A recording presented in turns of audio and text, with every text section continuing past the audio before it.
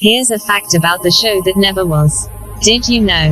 In 1991 Prince was going to play his biggest European show to date. 75,000 fans from all over Europe were expected at Blenheim Palace in the UK on August 31, 1991. And then, it got cancelled. What happened?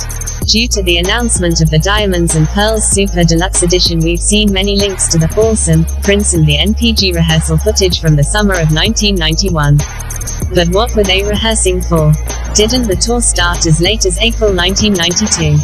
Indeed it did, but it was not supposed to go that way.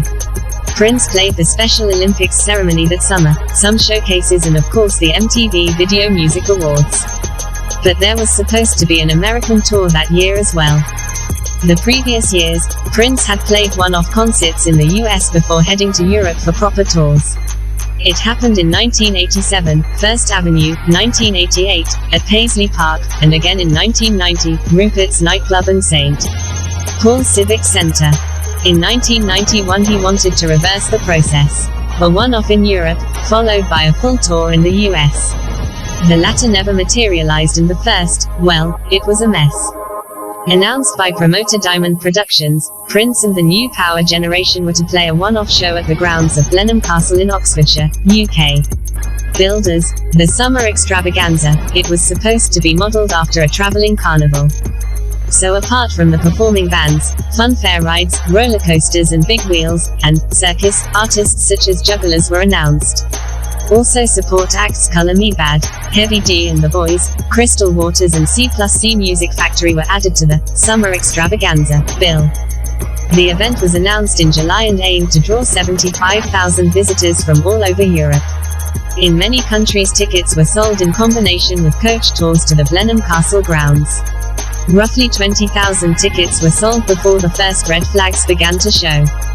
Things started to unravel in the first weeks of August though, when Diamond Productions seemed to be in financial troubles and were in way over their heads.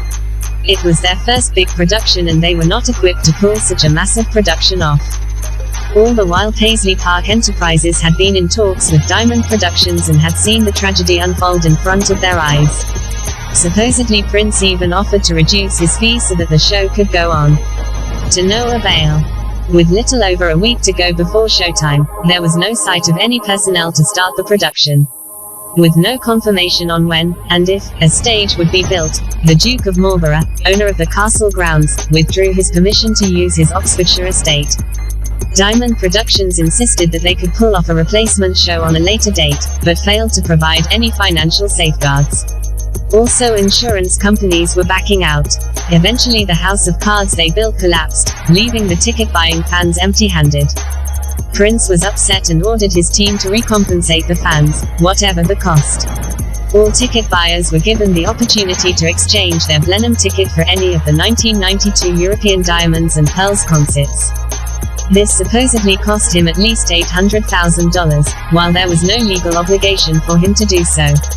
British promoter Barry Clayman Concerts, promoter of the 1992 Diamonds and Pearls shows, said that this was the most generous gesture by any artist I have ever known. In the aftermath of all of this, the US Diamonds and Pearls tour was postponed and eventually fell through. 5 days after the Blenheim concert was supposed to take place, Prince did give one of his most iconic TV performances though. And, oh, the irony, in the end Prince and the New Power Generation ended up doing one US warm-up gig at Glam Slam, before heading off to tour outside of the US. The good news is, that show will be part of the Diamonds and Pearls Super Deluxe Edition scheduled for release October 27 of 2023.